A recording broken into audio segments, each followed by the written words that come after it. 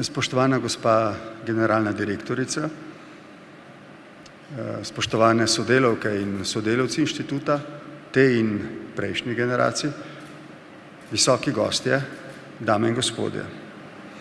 Sprejmite najprej, prosim, moje čestitke in čestitke države ob vašem jubileju z najboljšimi željami za vaše enako uspešno delo v prihodnosti. Zelo sem vesel in počaščen, da ste me, spoštovana generalna direktorica, povabili na to svečanost in da sem lahko nocoj z vami.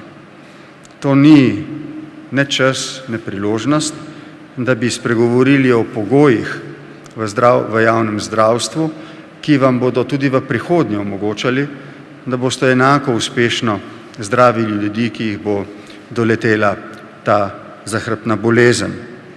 Danes je čas, da se tako osebno kot predsednik republike in kolikor mi to položaj omogoča, v imenu vseh naših ljudi zahvalim vam, tistim, ki ste in ustvarjate inštitut danes, napisali imenitno, profesionalno in človeško zgodbo o zdravstveni in vseh drugih vidikih pomoči človeku, ki se s to boleznijo znajde v stiski.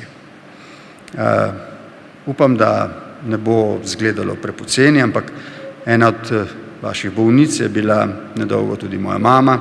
Včeraj sem jo iz UKC-ja, iz pregleda domov, peljal domov in v avtomobilu sem ji bil povedal, da bom nocoj z vami in da vam bom hip zatem podelil, gospa generalna direktorica, tudi priložnostno protokolarno priznanje in je rekla, ma veš, saj si pa jih zaslužijo, ker mi prijemo če in eni umremo in eni preživimo, ma oni pa celo življenje živijo s življenjem in smrtjo.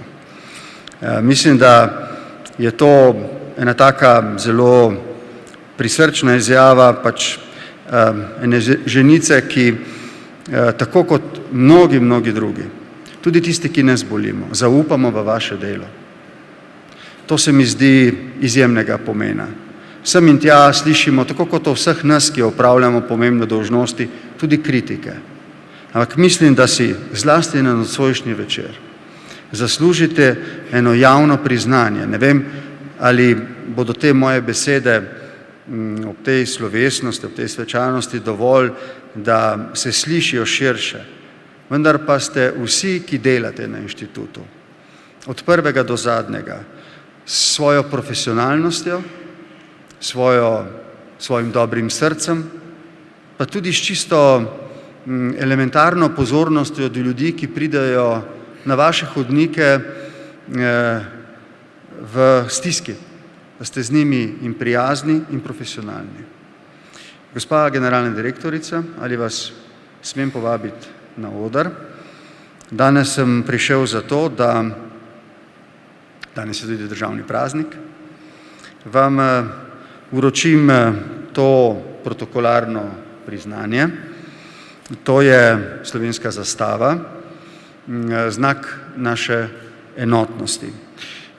V zadnjih 2 letih in pol, od 25. obletnice razglasitve naše države, jo podeljujem vsem tistim posameznikom in organizacijam, ki so storili bodisi veliko za to, da smo kot narod in država bolj povezani, ali pa zato, da smo preprosto boljša družba. Zdi se mi, da si Onkološki inštitut zasluži ta izraz hvaležnosti. Danes je tudi sicer zelo, kot sem vam prej dejal v nevezanem pogovoru, tak edinstven dan.